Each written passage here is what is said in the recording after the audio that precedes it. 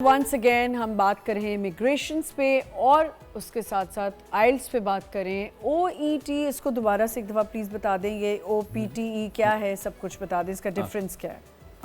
OET basically है occupational English test, जो कि मेडिकल प्रोफेशनल्स के लिए रिक्वायर्ड होता है, चाहे वो डॉक्टर्स हों, नर्सेस हों, फार्मेसी के किसी फील्ड से रिलेटेड है, तो ये मेडिकल प्रोफेशनल्स के लिए है।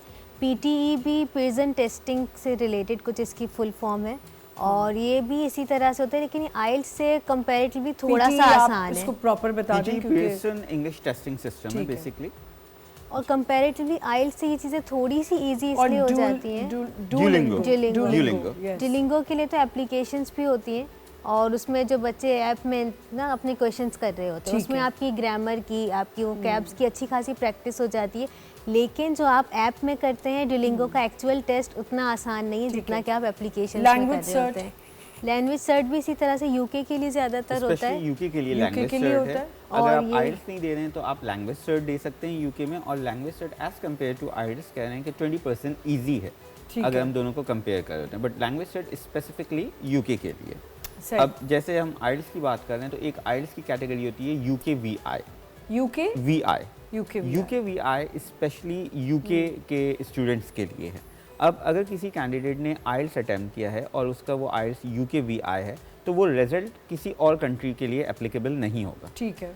अगर एक स्टूडेंट एक स्टैंडर्ड आइल्स जिसको एकेडमिक में या जर्नल की कैटेगरीज में लाते हैं वो देता है, तो वो किसी भी कंट्री में, चाहे वो एशियन कंट्रीज़ हैं, इंग्लिश कंट्रीज़ हैं, यूरोपियन कंट्रीज़ हैं या इवन शेंगन कंट्रीज़ हैं, वहाँ पे भी वो अप्लाई हो सकता है। सही। और एक और चीज़ हमारे पास आती है, जैसे PTE का जिक्र आया है, तो PTE एज़ कम्पेयर टू आइल्स थोड़ा सा ईजी है, बट ये टोटल AI बेस। अब PTE में स्पेशली हमारे पास स्टूडेंट्स जो कि पंजाब से आते हैं उनके साथ एक एक्सेंट का प्रॉब्लम होता है कि अब अनफॉर्चुनेटली अगर वो फुटबॉल है तो वो उसको डिफरेंट वे में फुटबॉल बोल रहे होते हैं। AI वो जज नहीं करता है। आपका एक नेचुरल एक्सेंट है, आपने उससे वो टेस्ट कंडक्ट तो कर दिए, AI ने उसको जज नहीं किया और वो माइनस मार्किंग में चला जाता है। तो यहाँ पे एक्सेंट बिल्डिंग भी प्रोनाउंसिएशन अच्छा, ये बहुत अच्छी आपने बात की। मैंने तो भाई ऐसे भी देखे हैं लोग आइल्स की तैयारी करा रहे हैं, सब कुछ कर रहे हैं, उनके अपने प्रोनाउंसिएशन ठीक नहीं है, अनफॉर्चुनेट उनकी अपनी प्रोनाउंसिएशन ठीक नहीं, उनकी अपनी वोकैबुलरी उतनी अच्छी नहीं है, एंड वो बैठे हुए आपको करवाने के लिए। इमिग्रेशन में ये मसले होते हैं, ये वाले इमिग्रेशन के अंदर बड़े मसले हैं क्योंकि लोगों के साथ जो स्कैम्स हो रहे हैं, तो क्योंकि इमिग्रेशन कंसल्टेंट्स मैंने जैसे आपको बताया कि बहुत ज़्यादा जगहों पे बैठे हुए हैं, कराची में भी अच्छे खासे कंसल्टेंट्स हैं, तो मसले होते हैं लोगों के लिए। लेकिन हर एक के लिए मैं हमेशा से जो टिप्स बताता हूँ कि उनके लिए ज़रूरी है कि वो लोग लाजमी जो कंसल्टेंट्स को विज़िट कर रहे हैं उनकी नॉलेज बैकग्राउंड, उनकी सक्सेस स्टोरीज़, उनकी वेबसाइट्स, उनकी तमाम चीज़ों से जजमेंट करके, और वो देख सकते हैं कि ये क्योंकि ये करियर गोल है आपका। अगर आप अपने करियर गोल के लिए सही कंसल्टेंट के पास नहीं जा रहे, आपने जजमेंट्स अपनी नहीं की या आप अपने रिसर्च प्लानिंग नहीं की उस कंसल्टेंट को जज करने के लिए, तो अल्टीमेटली हो सकता है कि आपको गोल भी अचीव ना हो और आपका टाइम, अमाउंट, एनर्जी, तीनों चीज़ें इन्वेस्ट भी हो रही हैं, वो आपका लॉस हो जाएगी। अपॉइंटमेंट पे आपने मुझे बताना था कि ये जो लोग इमिग्रेट ऑफिसर्स के पास जाते हैं, जैसे जाते हैं उनके पास डिपार्टमेंट्स के पास, जैसे आप काम करें और उनकी जी अपॉइंटमेंट्स ही नहीं आ रही, अच्छा, पैसे ले लिए गए हैं लेकिन बैठे में वो बेचारे।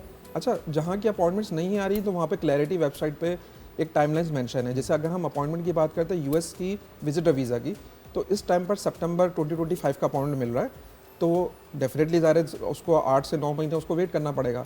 इसी तरीके से अगर आप जर्मनी की बात करें स्टूडेंट वीज़ा की, उसके अपॉइंटमेंट के बहुत इशूज़ हैं। लेकिन यहाँ पर प्रॉब्लम कहाँ पे आ रही है कि जो इस्लामाबाद एम्बेसी है और जो कराची काउंसलेट है, दोनों में भी बड़ा डिफरेंस है। हमारे पास जो कराची के क्लाइंट्स हैं वो अपॉर्चुनिटी कार्ड के लिए हों या किसी भी वीज़ा के लिए, तो वहाँ पर हमें अपॉइंटमेंट का इशू नहीं होता। लेकिन इस्लामाबाद से एक लंबा क्यू लगा हुआ है और अपॉर्चुनिटी कार्ड के लिए इस टाइम पर 7,500 लोग वेट कर रहे हैं इस टाइम पर, जब से जून 2024 से प्रोग्राम स्टार्ट हुआ है।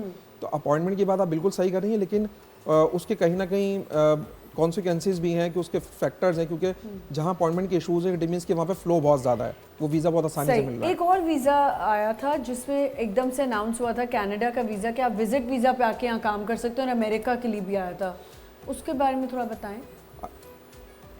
कुछ था ऐसा? जी जी बिल्कुल है, और बल्कि अभी वो फरवरी 2025 तक वैलिड भी है। अच्छा, कर सकते हैं काम? बिल्कुल कर सकते हैं। मैं विजिट वीजा लूं, मैं काम कर सकती हूं? बिल्कुल, फरवरी ये अनाउंस किया था उन्होंने, 2022 में स्टार्ट किया था, खत्म है जब कोविड के बाद से उन्होंने प्रोग्राम स्टार्ट किया था कि आप विजिटर वीज़ा पे आके जॉब भी सर्च कर सकते हैं और चाहें तो वो वर्क परमिट पे कन्वर्ट भी हो सकता है, जिसकी वैलिडिटी उन्हें जो मतलब फरवरी 25 की रखी थी।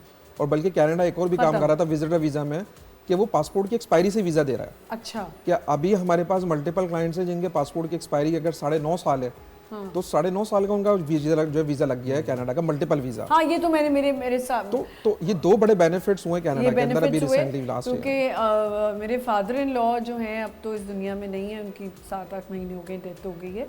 तो उनका ऐसा ही था, उनका 10 साल की वैलिडिटी थी तो उनको वीज़ा भी उतना ही मिला और आंटी को नहीं मिला क्योंकि उनकी पासपोर्ट की वैलिडिटी इतनी थी। तो ये तो अच्छी बात है। कुछ लेवरेज दिया था, यही चीज़ ऑस्ट्रेलिया की इमिग्रेशन ने भी किया था, क्योंकि ऑस्ट्रेलिया के जो बॉर्डर्स थे, ऑस्ट्रेलिया वाहिद कंट्री था जिसने अपने इमिग्रेंट्स, अपने सिटीजनशिप जो उनके लोग थे, उनके लिए भी उन्होंने बॉर्डर्स क्लोज कर दिए थे।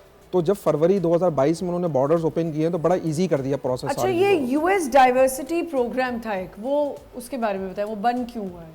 अच्छा, यूएस डाइवर्सिटी प्रोग्राम एक टेस्टिंग या कहना चाहिए उन्होंने एक प्रोग्राम स्टार्ट ज़रूर लिया था, 1.5 साल चला के उन्होंने एक दफ़ा अपॉइंटमेंट्स भी उसके दिए, लेकिन चूंकि उन्होंने वो बड़े हाई कैलिबर लोगों के लिए रखा था।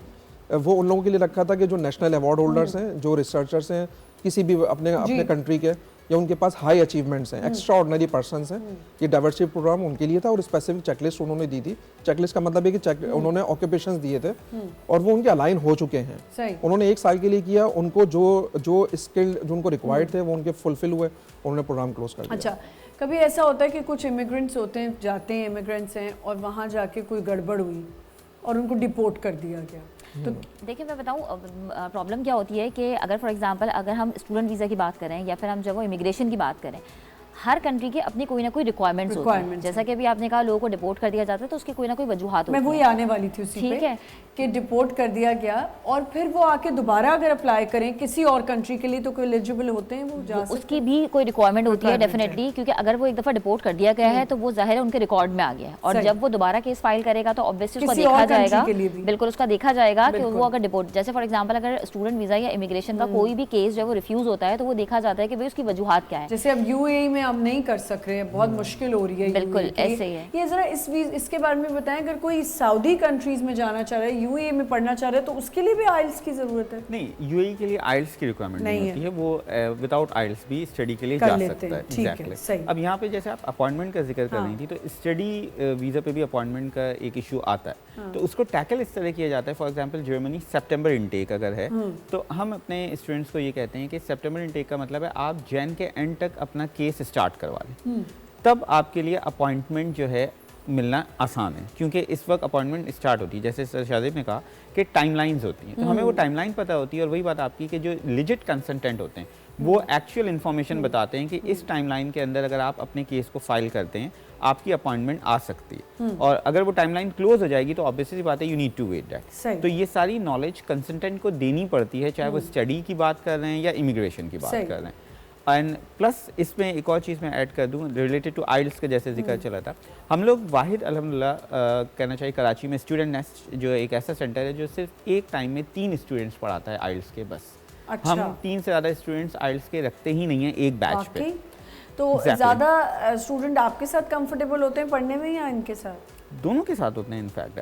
आप भी बोलें कि आपके साथ कंफर्टेबल हैं या उनके साथ? दोनों के साथ ही कंफर्टेबल होते हैं। फीमेल्स का ये होते हैं जो हाउसवाइफ्स होती हैं, जो इमिग्रेशन प्रोसेस करना चाह रही हैं, वो चाहती हैं कि अगर हम ऑनलाइन पढ़ रहे हैं तो हमें फीमेल टू फीमेल हो जाए तो ज़्यादा कंफर्टेबल होती हैं। अच्छा, इमिग्रेशन यूएई की मैं ज़रा बात करना चाह रही हूँ, जो हमारी ये वाली सारी गल्फ कंट्रीज़ हैं, इनके लिए कितना ईजी हो गया हुआ इमिग्रेशन करना या इनके यहाँ जाके शिफ्ट होना?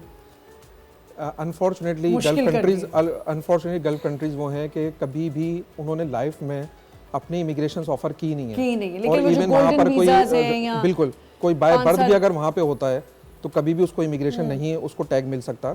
और यूएई ने तो अभी विजिटर वीज़ा पे भी जो प्रॉब्लम क्रिएट की हुई है, अभी एग्जीबिशन वहाँ पर जो गीटेक्स हुई है वहाँ पर जाइटेक्स होती है, तो वो उस पे भी बहुत सारे लोगों के वीज़ाज नहीं लगे, तो अभी सिर्फ फैमिली के वीज़ाज वहाँ पे मिल रहे हैं। अरे फैमिली के भी रिजेक्ट हो रहे हैं अब तो फैमिलीज के साथ भी ये कर रहे हैं कि 3 लोगों को दे दिया तो 2 को नहीं दिया। तो ये इतनी सख्ती कर दी है उन्होंने। बिल्कुल।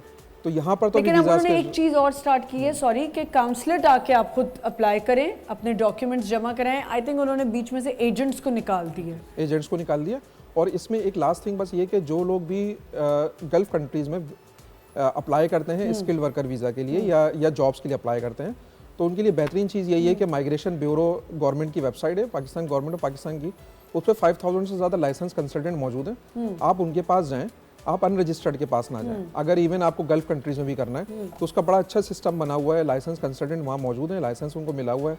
आप एड्रेसेस निकाले हमने शहर के एतबार से, आपके शहर में जो जो लोग बैठे हुए हैं उनके पास जाएंगे, आपको सही जॉब्स बताएंगे कि आपको अगर कतर में जॉब मिल रही है तो उसके रिक्वायरमेंट्स क्या हैं, वो ही आपका जो एडवर्टाइजमेंट है वो पब्लिश भी हुआ हुआ है वेबसाइट के ऊपर। किस एज से, किस टाइम से बच्चे को काउंसलिंग के लिए आ जाना चाहिए? देखिए काउंसलिंग की ज़रूरत जो होती है ना वो बचपन से ही होती है, वो तो ठीक है। बेसिकली जब फॉर एग्जांपल वो अपना स्कूल स्टार्ट करता है, सबसे पहले तो हम ये देखते हैं कि भाई उसकी बेसिक ऐसी हो कि बहुत अच्छे स्कूल से हो, ताकि जो है वो आगे के जो उसके स्टेजेस हों वो सही हो, ठीक है। आफ्टर कंप्लीटिंग मैट्रिक या after completing O levels, A levels, या definitely they should go for. और यही चीज़ है कि अब तो वही वाली बात, मेरी पहली वाली बात कि अब स्टूडेंट को बताने की ज़रूरत नहीं है, वो इंटरनेट ने उनको इतना ज़्यादा अवेयर कर दिया है, सोशल मीडिया उनको बताता रहता है कि जितनी भी स्कीम्स आती रहती हैं फुली फंडेड से रिलेटेड या कोई भी यूनिवर्सिटी से रिलेटेड, वो ऑलरेडी जो है वो स्टूडेंट्स अब खुद अप्लाई कर रहे होते हैं। ये मैं सिर्फ चाहती हूँ कि बच्चे को लेकिन ये पता होना चाहिए कि वो कहाँ अप्लाई कर ऐसे ही है, ऐसे ही इतने स्कैम्स हैं कि आपने कोई एप्लीकेशन देखी, आपने भर दी बैठ के। मुझे अभी किसी ने रिसेंटली बताया कि अगर फिनलैंड में आप स्टूडेंट वीज़ा पे जाएं तो आपकी अकोमोडेशन में हाफ प्राइस कर देते हैं। ऐसे ही है, बिल्कुल ऐसे ही है, बहुत सारी जगहों पे। असल में मैं बार बार यही कह रही हूँ कि हर कंट्री की अपनी रिक्वायरमेंट्स है, ठीक है। अगर आप उस रिक्वायरमेंट को समझ लेंगे, एम्बेसी की रिक्वायरमेंट को समझ लेंगे, तो ऑब्वियसली आपके साथ मुश्किल नहीं होगी। वो जो लोग आके कहते हैं ना कि वीज़ा रिजेक्ट हो गया, तो वीज़ा रिजेक्ट होने की वजह यही होती है कि आप रिक्वायरमेंट को नहीं समझ रहे हो। सही, यहाँ पे हमें एक छोटा सा ब्रेक लेना है, विल बी राइट बैक।